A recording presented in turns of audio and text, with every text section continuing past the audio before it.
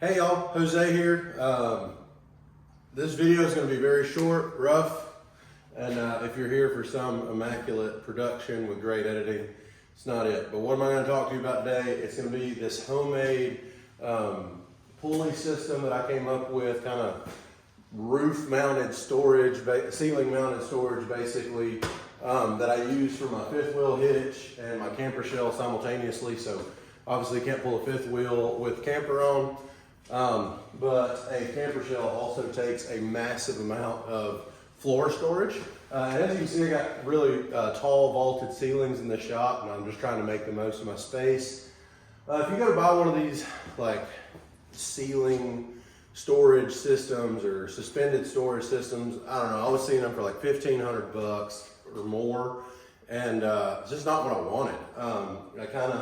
I wanted something that was flexible and that kind of just suited my needs and was also just a lot cheaper. I didn't want to spend that much money. Basically, I already had that winch that came with the house, not there, but it was in another location. I think it's only about $70 from Harbor Freight. It's like a 2,000 pound winch, and I already had it. And then the rest of this I just bought for probably a whopping total of like $200. And I'm not gonna give you a step-by-step on how I did it, but I got a buddy who was kind of asking how I went about it. And so I'm gonna try to kind of put this video together. But basically, like I said, what I wanted, I didn't want anything that was like constricted to a whole bunch of inputs, or if you look at those frames, they're kind of bulky, they're kind of heavy themselves, they're really stiff, and I didn't need them to like hold up boxes or anything. I just needed to be able to hang a fifth wheel hitch or my camper shell. And I think a camper shell, soft tops and Jeeps, that's something that's pretty normal. And so basically the hardware, I'm just gonna tell you like my thought process on how I went about it. So this wall mounted winch was pretty easy to do. So basically I talked to a buddy who builds a lot more stuff than I do. And if you can see there, it's basically just into a 2x6, I mean a 2x8.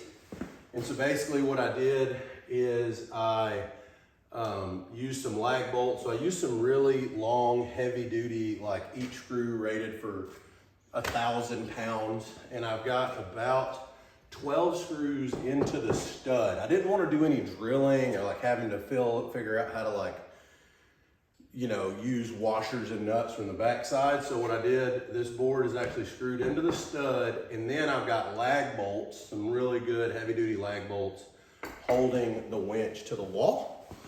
And then I have a vaulted ceiling. And so if you'll notice, if I move it up, there is a board here that is about 8 feet long, and that's another 2x8.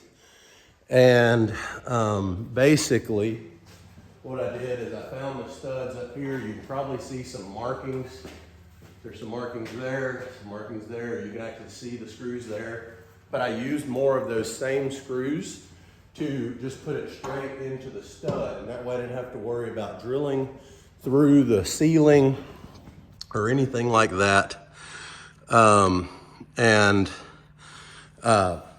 Then those boards that you can probably see in this shot, but there's actually the boards that do have the eye bolt. So I actually went through with some holes and some screws on the backside and put the eye bolts through another section of 2x8 and then secured those eye bolt boards to the main mounting board. Now I don't have to worry about leveling. I don't have to worry about cutting, you know, the way like that by using the chains and the cable. I don't have to worry about leveling things, right? Everything can kind of like level itself as long as I measure correctly. And so from there then, I started doing a bunch of calculations to the ground. You'd have to figure out on your own what those measurements are. But basically I put up enough cable that I could use the cable to adjust height if I wanted to. But I basically came from those eye bolts with just some shackles, just some C shackles, and went through the chain. So that was actually pretty easy, no welding, no cutting, anything like that. And then as you can see, there's shackles on the end of it that the pulleys are hooked to. So now I've got 2 pulleys from each hook that come down to the cable. And instead of running like 2 cables or whatever, they actually all come to a point here. This cable now on the winch can go all the way almost to where the pulleys meet. that you'll probably watch in this time lapse that I'll do in a second.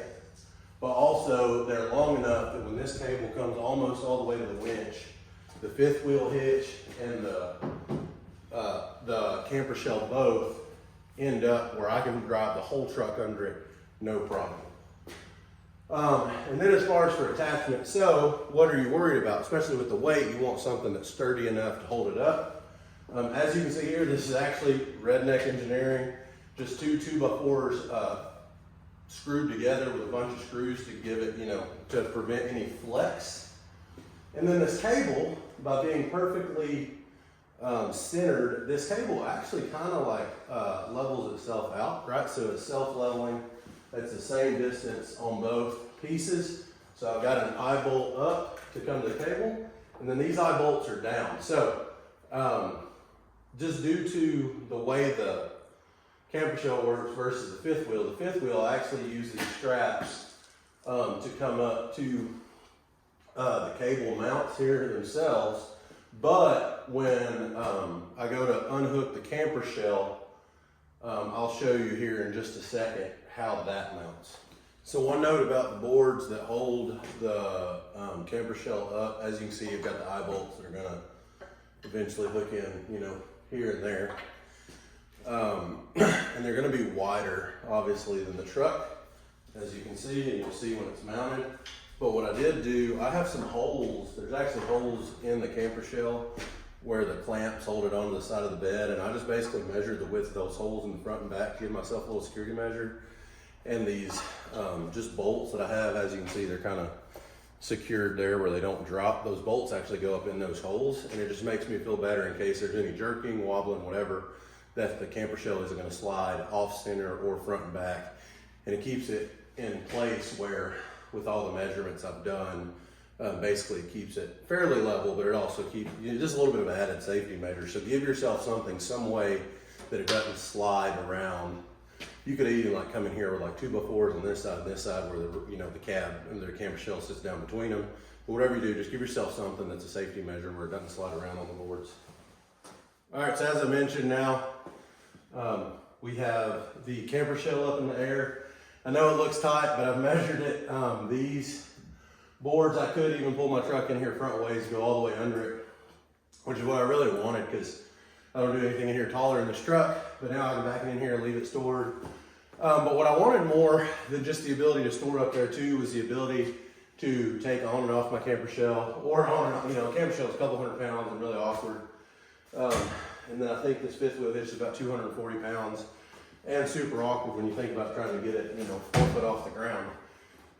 So if you saw in the process, I'll show you in a bit on the time lapse, but the ability to just drop this right on the tailgate, keep it in the air.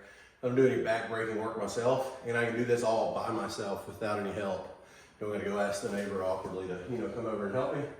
So now this is gonna get installed. I'm gonna hook up with the fifth wheel. One last note on tips to make sure of, I would tell you is make sure that if you are gonna do this, one centered winch the way that I did it, make sure that you pick the stud that is absolutely center of where your two pulleys are gonna line up, and that way it's equal tension and you won't have the board warping one way or the other or wanting to pull out of the video. Pull out of the wall.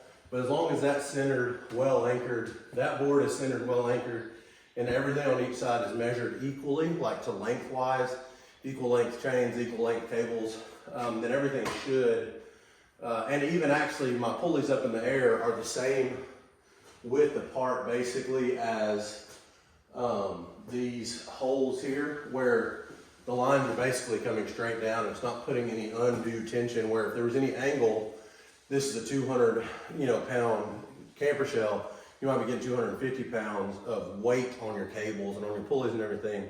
That's all undue, it's all unnecessary if you put in a little bit of thought. Which is another reason why the eye bolts are mounted on boards onto the mounting bracket itself, because what that allowed is now those boards where the eye bolts are up on the roof aren't forced to go into studs. So the mounting board goes into the stud, and then the two plates the eye bolts are on are just put at the perfect distance to where everything comes down straight. So hopefully that helps. I'll give you a time lapse here real quick of where you can see my loading and unloading process and maybe a couple thoughts there. And if you have any questions, drop them below. Hope this helps somebody out. So the first thing you notice is the fifth wheel hitch is in the air, so we got to get the truck backed in correctly and aligned to get it down on the tailgate. As you'll see, I have to move the truck once or twice to make sure it's right, but you don't want to hit your camper shell, the side of your bed or anything. Just take your time and be safe here. But we'll get it down on the tailgate without it ever touching the ground. And then we will get the top boards up high enough that the truck can then come under them, where I can get a line to remove the camper shell itself. We make sure the boards are right. I'll hop in the truck, unclamp the camper shell. And then as the boards, I'll get them lined up underneath. Just take your time and make sure that the truck's aligned right, where there's not a ton of swing once you unhook it, and we lift it up in the air and we're done.